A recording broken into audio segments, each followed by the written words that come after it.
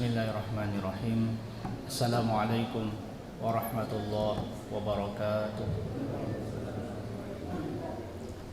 Alhamdulillahi ala ihsanih wa syukru lahu ala taufiqihi wa amtinanih. Asyhadu an la ilaha illallah wahdahu la syarikalah ta'ziman li sya'nih wa asyhadu anna Muhammadan abduhu wa rasuluh ad-da'i ila ridwanih. Allahumma salli wa sallim ala nabiyyina Muhammadin wa ala alihi wa sahbihi wa ikhwanihi amma ba'd. Para jamaah sekalian yang dimuliakan Allah Subhanahu wa taala. Alhamdulillah pada kesempatan malam hari ini setelah kita menunaikan kewajiban kita yaitu salat maghrib berjamaah, kita bersyukur tentunya kepada Allah atas segala limpahan nikmat yang telah dianugerahkannya kepada kita semua. Salat dan salam semoga selalu tercurah kepada baginda kita Nabi Muhammad sallallahu alaihi wasallam beserta para keluarganya, para sahabat dan pengikutnya sampai hari kiamat. Hadirin dan hadirat para jamaah yang dimuliakan Allah Subhanahu wa taala. Allah Subhanahu wa taala berfirman di dalam Quran surah Ali Imran ayat 133, yang mana Allah Subhanahu wa taala berfirman, wasari'u ila maghfiratin min rabbikum wa jannatin 'arduha as-samawati wal ard u'iddat lil muttaqin, yang artinya dan bersegeralah kalian untuk mendapatkan ampunan dari Rabbmu, dari Tuhanmu, dan mendapatkan sorga yang luasnya seluas langit dan bumi, yang disediakan bagi orang-orang yang bertakwa. Hadirin sekalian yang dimuliakan Allah Subhanahu wa taala, di dalam ayat ini ada 3 poin yang ingin kita sampaikan. Yang dijelaskan dalam ayat ini ada 3 poin penting. Yang pertama yaitu maghfirah. Yang kedua jannah. Yang ketiga muttaqin. Ada maghfirah yang artinya ampunan. Maghfirah itu kalau diartikan ampunan kalau bahasa kita. Jannah, jannah artinya apa? Surga. Muttaqin itu orang-orang yang bertakwa. Ketiga ini saling berkaitan. Disebutkan maghfirah yang paling pertama karena tidak akan mungkin seseorang masuk surga kalau tidak mendapatkan maghfirah, kalau tidak mendapatkan maghfirah, ampunan. Jadi orang yang Allah masukkan ke dalam surga itu orang yang diampuni, orang yang mendapatkan ampunan Allah. Kalau kada diampuni Allah, kada mungkin kau masuk ke dalam surga. Makanya disebutkan maghfirah itu disebutkan lebih duluan. Wasari'u ila maghfirah. Ini adalah perintah dari Allah Subhanahu wa taala. Allah menggunakan fi'il amr dalam ayat ini. Yang artinya fi'il amr itu kata kerja perintah ya. Kalau dalam bahasa Arab namanya fi'lul amr. Kata kerja perintah, diperintahkan kita. Wasari'u, bersegera. Kalau bahasa kita itu lakasi ya. Bersegeralah kalian untuk mendapatkan maghfirah, ampunan. Karena dengan sebab itu akan mendapatkan surga. Dan itulah di antara ciri orang yang bertakwa kepada Allah Subhanahu wa taala. Baik. Kita akan bahas tentang masalah maghfirah ini dulu ya, tentang maghfirah ini. Ya. yang diartikan dalam bahasa kita tuh artinya ampunan. Maghfirah itu berasal dari kalimat atau kata mighfar ya. Makanya kenapa disebut tutup kepala orang yang berperang itu ya. Itu disebut mighfar. Jadi kalau orang lagi berperang zaman dulu ya, ini kita berbicara tentang zaman dulu ya. Zaman dulu kalau orang berperang itu ada sejenis topeng atau helm ya. Tapi sekarang kayaknya seperti itu juga ya. Kalau tentara berperang itu ada helm ya, ada peralatan perang lengkap. Nah, maka tutup kepala itu dinamakan dalam bahasa Arab mighfar. Ya, yang artinya penutup, mighfar, penutup kepala. Nah, maghfirah itu hampir sama dengan kata mighfar tadi ya. Maghfirah itu artinya apa? Penutup juga ya, maksudnya Allah akan tutup dosa-dosa yang dilakukan hamba. Jika dia mendapatkan maghfirah, jika mendapatkan ampunan, berarti hamba tersebut dosanya ditutupi ya, ditutupi. Makanya dalam sebuah hadis disebutkan ya, ulun sampaikan secara makna saja. Nanti kelak pada hari kiamat setiap orang akan dipanggil oleh Allah ya,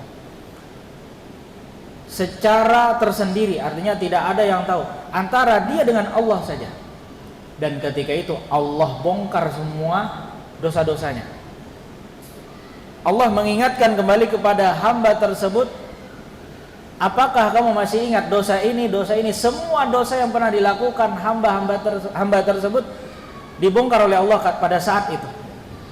Maka akhirnya hamba tersebut mengakui, iya wahai Allah, saya telah melakukan ini, diingatkan kembali.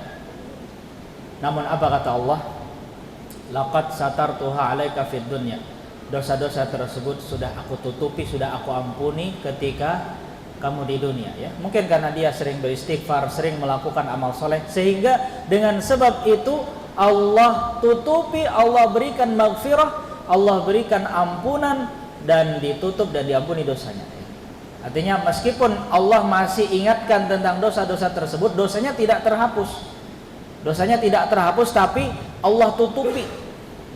Allah tutupi. Jadi dosa-dosa kita itu akan tetap ada di catatan amal kelak. Namun apakah dosa tersebut ditutupi oleh Allah, yaitu yang dengan mendapatkan maghfirah, atau tidak? Artinya betul-betul Allah jaga ya. Allah jaga dan tidak Allah beritahukan kepada siapapun ya, hanya antara dirinya dengan Allah. Nah, oleh karenanya kita di dunia ini selalu berusaha agar bagaimana mendapatkan ampunan, mendapatkan maghfirah tadi. Ada banyak hal yang bisa kita lakukan. Di antaranya kita memohon langsung kepada Allah. Artinya kita betul-betul langsung memohon kepada Allah ampunan, maghfirah. Yaitu dengan apa? Dengan istighfar ya. Istighfar itu artinya meminta. Istighfar ya, tolabul maghfirah, meminta maghfirah, ampunan. Minta, kita beristighfar. Gampang ya, beristighfar tinggal ucapkan astaghfirullah, astaghfirullah ya. Atau rabbighfirli, rabbighfirli ya. Sering kita mengucap rabbighfirli, astaghfirullah. Itu apa tujuan kita mengucapkan itu? Agar dosa-dosa yang kita lakukan itu ditutupi oleh Allah. Ditutupi, tidak Allah bongkar. Baik di dunia ataupun nanti di akhirat tidak Allah bongkar kepada siapapun. Hanya kita dengan Allah yang tahu dosa tersebut. Makanya kita sering-sering beristighfar, mengucapkan kalimat istighfar. Oleh karenanya Rasulullah SAW di dalam sebuah hadis memerintahkan kepada kita, kata Nabi, ya ayuhan nas tubu ilallah wastaghfiruh fa inni atubu fil yaum wa astaghfirullah mi'ata marrah, ay kama qala. Wahai manusia ya, wahai orang-orang, kata Nabi, bertobatlah kalian, memohon ampunlah kalian kepada Allah. Sungguh aku adalah orang yang bertobat dan memohon ampun kepada Allah dalam sehari sebanyak 100 kali ya. Nabi seringkali bertobat, beristighfar ya. Memohon langsung maghfirah ya, memohon langsung ampunan. Dan ucapan istighfar ini seringkali kita ucapkan, terutama tatkala kita selesai menunaikan sholat wajib. Minimal kita 15 kali mengucapkan kalimat istighfar. Ya, habis sholat subuh, astagfirullah, astagfirullah, astagfirullah kan? Zuhur, asar, maghrib, isya 5 kali ya. Apakah cukup 5 kali saja? Gak cukup. 5 kali sholat, 15 kali 3, 15 kali, gak cukup Pak. Harus kita tambah juga dengan ucapan istighfar di luar itu ya. Sambil duduk istighfar ya, astagfirullah, astagfirullah, rabbighfirli. Sering-sering kita ya. Kenapa? Karena kita sangat perlu sekali yang namanya ampunan. Terlebih nanti tatkala kita di yaumil qiyamah ya. Tatkala dosa-dosa mungkin Allah akan perlihatkan kepada kita ya. Kalau kita tidak mendapatkan ampunan ya, bahaya. Makanya sering-sering kita beristighfar. Nah, terlebih jika seseorang beristighfar di waktu yang sangat dicintai oleh Allah. Kapan waktu yang ketika seseorang beristighfar kepada Allah yang sangat disukai oleh Allah, yaitu tatkala waktu sahur. Waktu sahur itu waktu sebelum datangnya waktu subuh. Wal mustaghfirina bil ashar wa bil ashar hum yastaghfirun ya. Pada saat sahur mereka beristighfar, mohon ampun. Maka pada saat itu waktu yang sangat utama untuk kita mohon ampun kepada Allah. Karena apa? Karena pada saat sahur tersebut itu sudah di penghujung akhir malam ya. Sepertiga malam terakhir. Yang mana sepertiga malam terakhir tersebut dijelaskan dalam hadis, yaitu bahwasanya Allah turun ke langit dunia, yang mana Allah menawarkan pada hamba-hambanya, siapa yang berdoa kepadaku maka akan aku kabulkan, siapa yang memohon ampun kepadaku aku akan ampuni, siapa yang minta kepadaku akan aku beri. Dan ini kesempatan ya, janji Allah. Makanya Allah memuji orang yang mohon ampun ketika waktu sahur. Makanya kita usahakan bangun misalkan jam 2:30 ya, atau jam 3. Ya pokoknya sebelum subuh lah ya.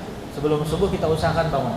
Artinya ini waktu yang sangat utama untuk kita beristighfar ya. Mungkin setelah kita menunaikan sholat tahajud ya, atau minimal paling enggak kita sholat witir, maka setelah itu kita berdoa, kita mohon kepada Allah apa hajat kita kepada Allah, dan jangan lupa kita beristighfar pada saat itu ya. Dan itu waktu yang sangat utama ya. Karena kita berharap agar Allah berikan ampunan.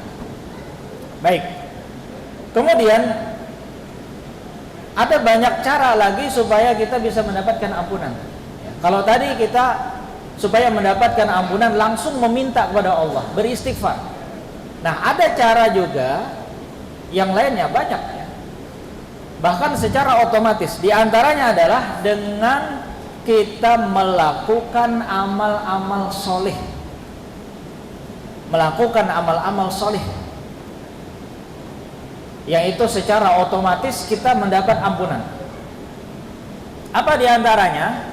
Di antaranya seperti langkah kaki seseorang menuju masjid. Langkah kaki seseorang menuju masjid.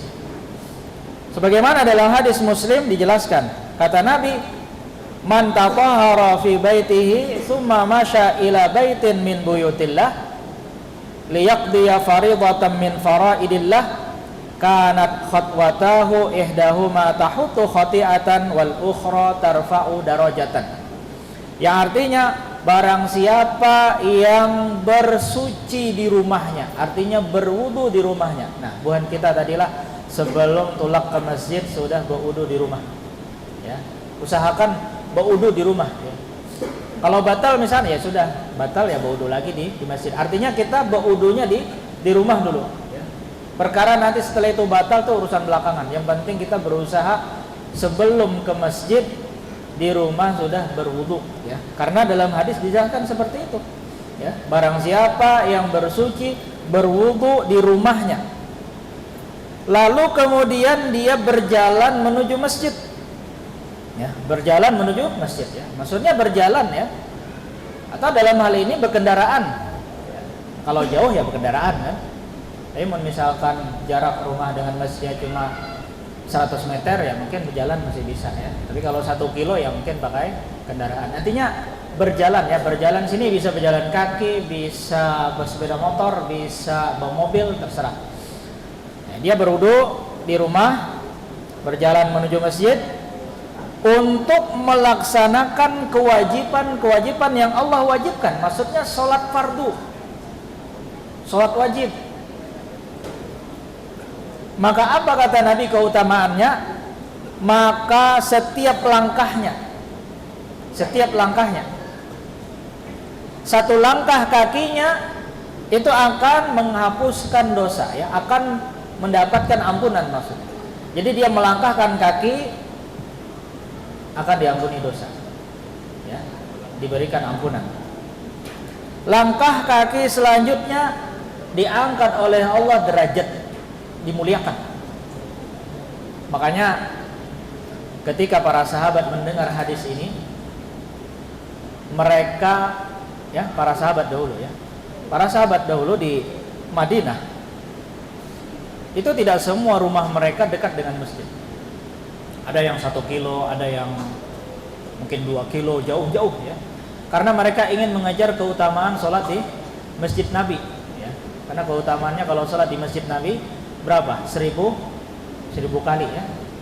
1000 kali sholat dibanding di masjid yang lain kecuali Masjidil Haram. Kalau Masjidil Haram 100.000 kali. Nah, padahal dahulu di zaman sahabat, di zaman Rasul tuh di kampung-kampung mereka juga ada masjid, tapi karena ingin mengejar itu tadi ya. Dan mereka tahu hadis ini bahwa setiap langkah kaki itu akan dihitung sebagai pengampunan dosa dan pengangkatan derajat. Maka mereka berusaha untuk mempersedikit langkah, maksudnya memperkecil langkah ya. Langkah mereka supaya apa? Supaya ya, bukan langkah panjang lah, tapi pendek. Bahkan sebagian sahabat ditawari, kenapa tidak memilih rumah dekat masjid aja? Nah, banyak tanah kosong nih, udah silakan dibeli, bikin rumah situ. Mereka nggak mau, ya. Karena kata mereka kalau rumah dekat dengan masjid terlalu pendek jaraknya. Ya. Jadi mereka rela, bahkan ada yang jalan kaki 1 kilo dari rumah menuju masjid Nabi, 1 kilo berjalan kaki. Ya ini apa namanya? Saking semangatnya para sahabat ya seperti itu. Ya. Kalau kita ingin mencontoh silahkan ya. Kalau ada kelapahan, ya tidak masalah ya. Artinya tidak mesti harus jalan kaki ya. Kalau memang jauh kita naik mobil ya. Ya mungkin setiap roda berputar itu. Setiap ya roda yang berputar ya sama saja ya. Intinya seperti itu. Nah, ini diantara amalan yang bisa kita mendapatkan ampunan secara otomatis. Kemudian amalan yang lainnya yaitu ketika kita mengamalkan zikir setelah sholat. Kita setelah sholat fardu berzikir, beristighfar tadi ya. Di antara zikir yang kita ucapkan setelah sholat apa? Mengucapkan subhanallah, alhamdulillah, Allahu akbar ya. Ucapan subhanallah berapa kali? Salasan wa salasin ya. Man sabbahallahu fi duburi kulli sholatin, barang siapa yang mengucapkan subhanallah di akhir sholat, maksudnya setelah sholat dia berzikir subhanallah sebanyak salasan wa salasin, 33 kali. Wa hamidallah salasan wa salasin, mengucapkan alhamdulillah, pujian kepada Allah, berapa juga? 33 kali. Wa kabbarallah salasan wa salasin, bertakbir Allahu akbar 33 kali. Wa qala tamamal mi'ah, maka kemudian setelah itu disempurnakan dengan satu kalimat sehingga genap jadi 100 ya. Kalau subhanallah 33 kali, alhamdulillah 33 kali, Allahu akbar 33 kali, jumlah 99.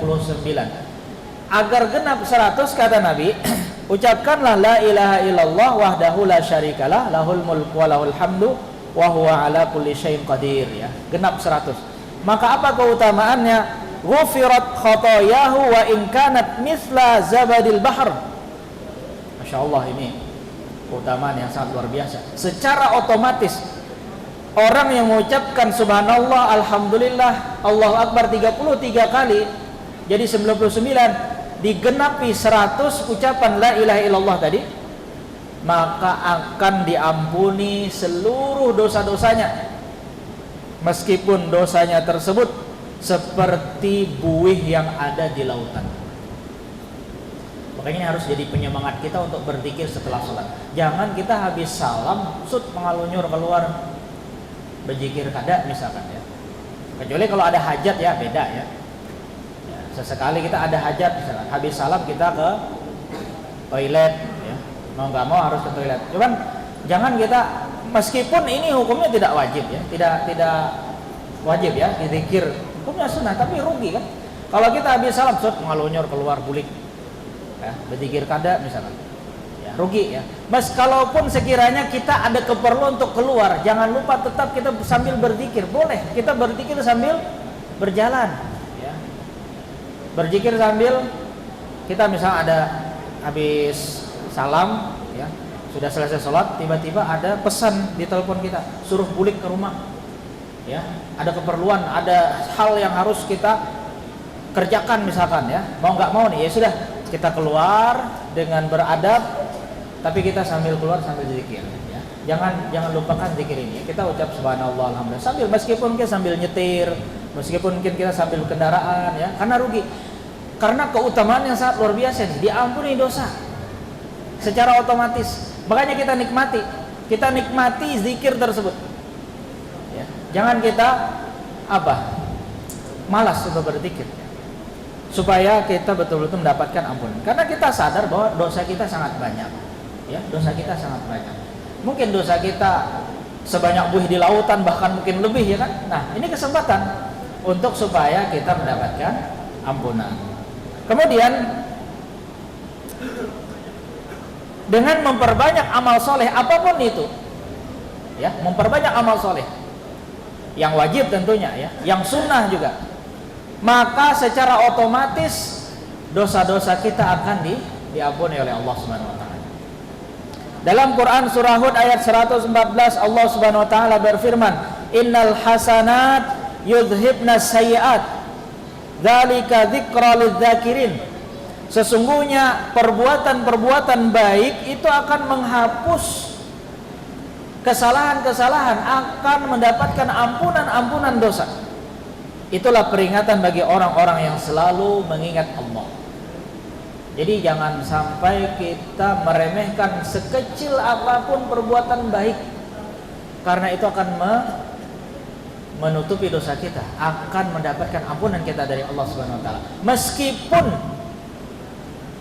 perbuatan tersebut sering diabaikan oleh orang lain, tapi kita perhatian. Contoh baik, ini contoh sederhana saja. Kita membuang bahaya yang ada di jalan. Ada pako banyak, ada pako sebilah di jalan nih. Kita melihat, jangan kita biarkan.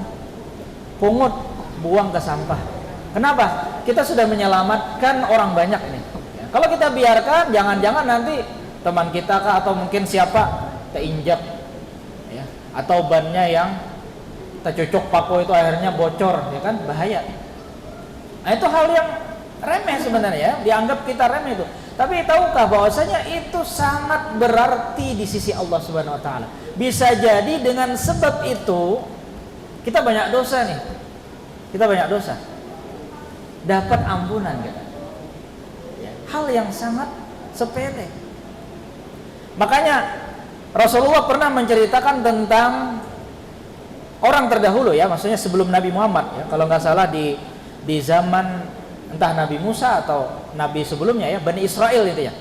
Ada seorang wanita, ada seorang wanita diampuni dosanya oleh Allah Subhanahu wa taala gara-gara memberi minum seekor anjing yang sedang kehausan. Padahal wanita tersebut adalah seorang yang melakukan dosa besar, seorang pezina ya. Tapi dapat ampunan gara-gara apa? Gara-gara dia kasih minum anjing yang sedang kehausan ya. Luar biasa ya, dapat ampunan dari Allah. Tapi jangan salah dipahami ya, jangan disalah artikan ya, jangan disalah pahami hadis ini. Nanti jadi alasan, oh nanti kalau gitu zina aja, nanti kasih minum anjing masuk surga. Ini keliru pemahaman seperti itu. Tidak seperti itu. Ya, kita bukan bicara tentang dosanya ya, tapi kita bicara tentang rahmat Allah di situ. Kita bicara tentang keluasan ampunan yang Allah berikan pada hambanya. Bayangkan ya, seorang yang melakukan dosa besar sekalipun, jika dia melakukan ada kebaikan yang dia lakukan itu ikhlas. Oleh karenanya para ulama menjelaskan kenapa wanita itu mendapatkan ampunan. Karena ketika itu dia memberikan minum kepada seekor anjing itu dalam keadaan tidak ada orang yang tahu kecuali dia dengan Allah Subhanahu wa taala. Bayangkan ya, ini ceritanya di padang pasir. Gak ada orang kecuali dia sendirian. Ada seekor anjing sedang jilat-jilat pasir, sedang kehausan, dan dia tahu ini anjing kehausan. Maka kemudian wanita ini turun ke dasar sumur ya, karena sumurnya jauh, di dasar baru ada air. Dia ambil sepatunya, khufnya itu, dimasukin air ke dalam khufnya, naik lagi dia ke atas, kasih minum. Setelah itu dia meninggal dunia.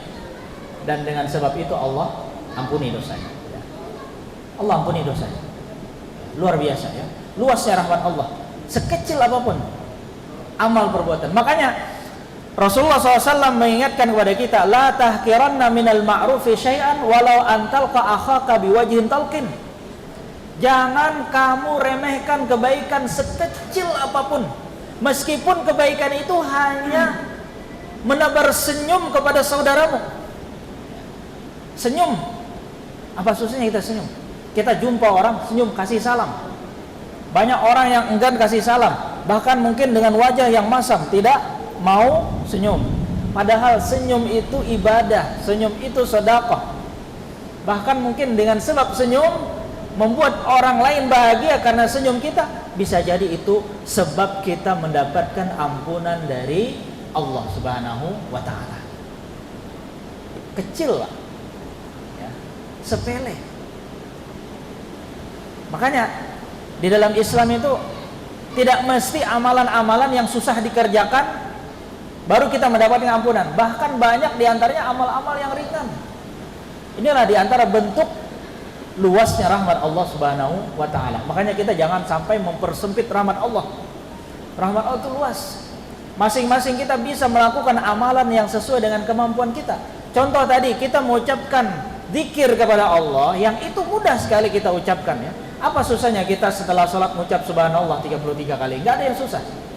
Alhamdulillah 33 kali, enggak ada yang susah.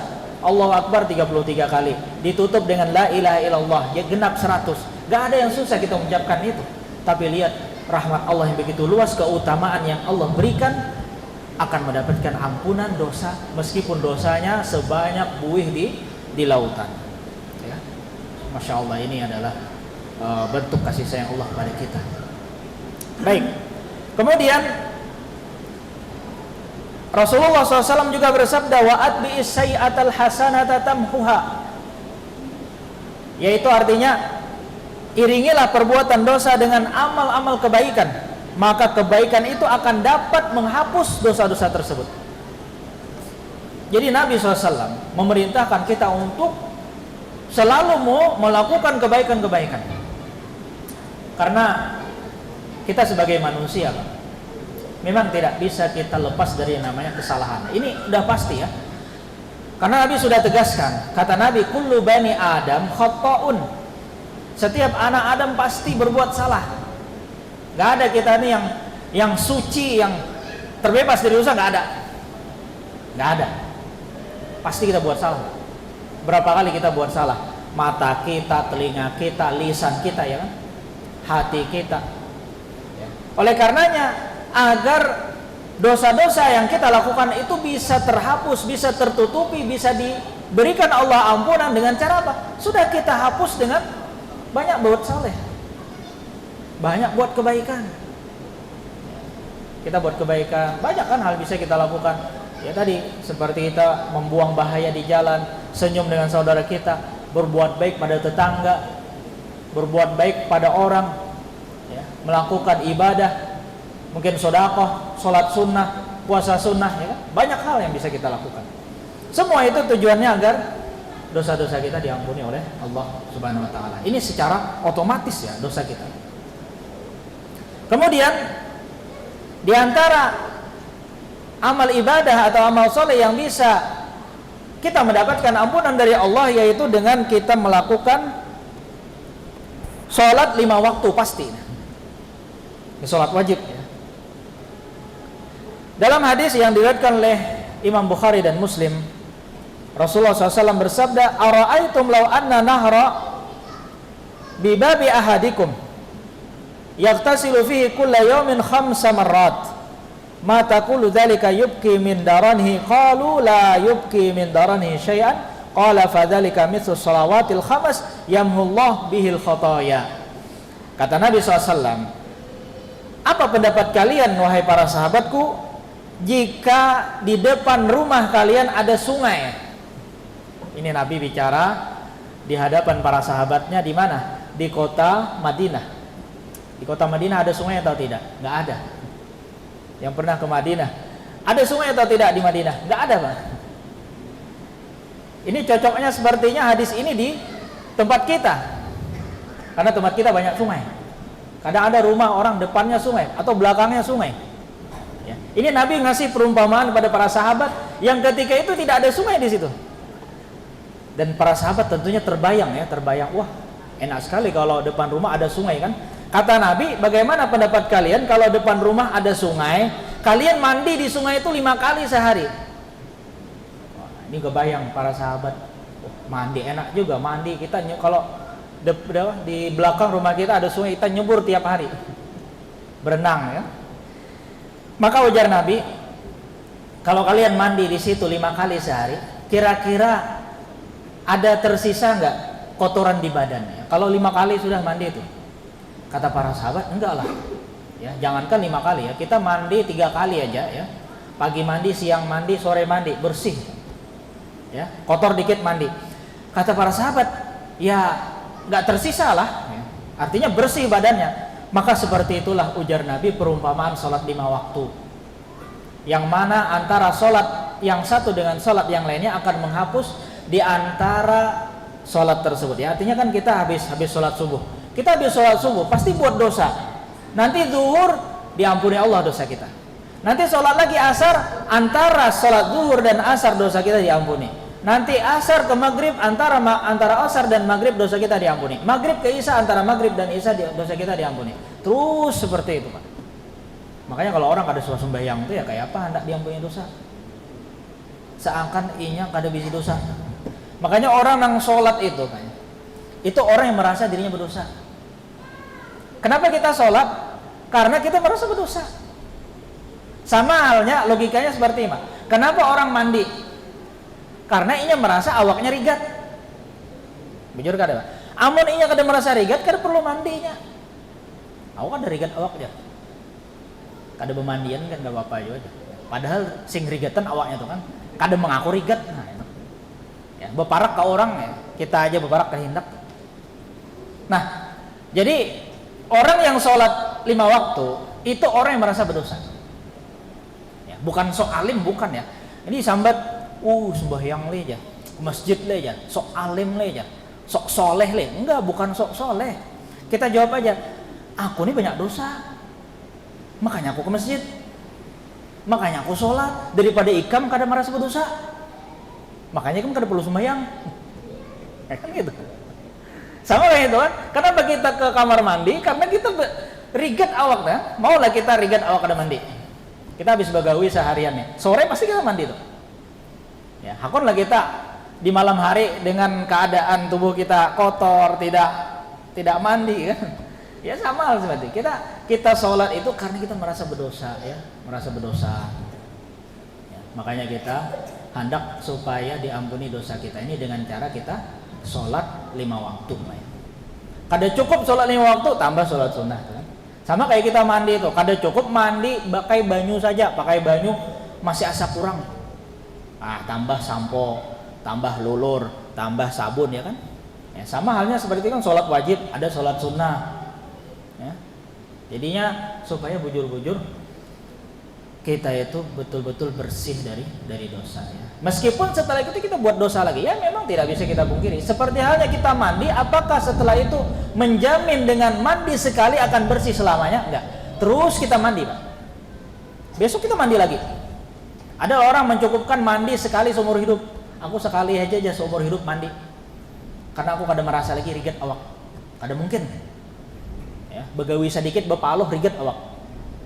Begitupun juga dengan kita berdosa tiap hari. Kesempatan kita menghapus dosa supaya dapat ampunan dari Allah dengan kita melaksanakan kewajiban ya. Salat 5 waktu terutama. Kemudian dalam hadis yang lain disebutkan as-salawatul khams wal jum'ah ilal jum'ah kafaratul lima bainahuma malam tughsyal kabair. Ujar Nabi, salat 5 waktu akan menghapus dosa di antara waktu-waktu sholat tersebut, dan sholat Jumat ke Jumat berikutnya. Nah, sholat Jumat juga kita Jumat kemarin, Jumat ini ya, berarti di antara sepekan ya, Jumat, antara Jumat dengan Jumat dosa-dosa kita banyak ya. Allah ampuni dengan kita sholat Jumat hari ini. Nanti Allah akan ampuni jika kita sholat Jumat depan. Banyak tuh dosanya. Banyak ini secara otomatis ya. Kemudian ujar Nabi, al-umrah ilal umrah, umrah yang satu ke umrah yang satunya lagi. Nah, itu juga bisa menghapus atau mendapatkan ampunan dari Allah. Kemudian di antara hal yang bisa kita mendapatkan ampunan dari Allah Subhanahu wa taala yaitu dengan cara kita meninggalkan maksiat karena Allah. Kita meninggalkan maksiat karena Allah juga akan mendapatkan ampunan. Di antara dalilnya itu dalam Quran surah An-Nisa ayat 31. Allah Subhanahu wa taala berfirman, "In tajtanibu kaba'ira ma tunhauna anhu nukaffir ankum sayyi'atikum wa nudkhilkum mudkhalan karima." Jika kamu menjauhi dosa-dosa besar, di antara dosa-dosa yang kamu dilarang untuk mengerjakannya ya, menjauhi dosa besar, banyak dosa besar. Maka niscaya kami akan ampuni dosa-dosamu, akan kami hapuskan dosa-dosamu, dan kami masukkan kamu ke tempat yang mulia yaitu surga ya. Jadi kita menghindari dosa besar. Kita berkeinginan untuk melakukan dosa tersebut, tapi kita takut kepada Allah, kita tinggalkan, maka kita mendapatkan pahala dan sekaligus kita mendapatkan ampunan dari Allah. Jadi jangan sampai kita meninggalkan yang haram, meninggalkan dosa itu karena kita malu dicela manusia, bukan. Ada orang, misal ya, ada orang dia niat mencuri, keinginan mencuri ya, mencuri ya, ini biasanya sering terjadi ya. Ada maling masuk ke masjid, ada kotak amal, dilihatnya, dipikirakannya, kawannya ya, ini banyak penanya duit dalam kotak amalnya. Tiba-tiba kada jadi, kenapa? Karena melihat CCTV. Wah, ada CCTV ya, karena terekam wajahku, kada jadinya. Ini bukan meninggalkan yang haram karena Allah, maka tidak mendapatkan ampunan ini, dan dia tetap berdosa aja dia. Kenapa? Karena dia meninggalkan larangan Allah bukan karena Allah, karena takutan ada CCTV. Nah, tapi kalau misalkan, oh ini Allah maha melihat, ya, dah kada jadi, ya. Dia batalkan niatnya untuk mencuri uang masjid karena dia tahu Allah maha melihat, maka dengan sebab itu dia akan mendapatkan ampunan. Allah akan ampuni. Kenapa? Karena dia meninggalkan larangan Allah karena Allah. Dia meninggalkan karena Allah, bukan karena CCTV ya. Oleh karenanya hendaknya selalu kita berusaha meninggalkan dosa-dosa ya, terutama dosa-dosa besar ya, dosa-dosa besar ya. Jangan kita anggap dosa besar itu hanya sebatas zina, judi, kemudian mabuk ya, itu pasti itu dosa besar ya. Berbuat syirik itu pasti dosa besar itu. Ada dosa-dosa besar yang terkadang kita tidak sadar kita masih melakukan, Pak. Apa diantaranya dosa besar yang mungkin kita seringkali terjerumus? Gibah. Kada sadar kita kadang tak ucap bepandelan kawan mengisahkan si Ano tuh kayak ini ya.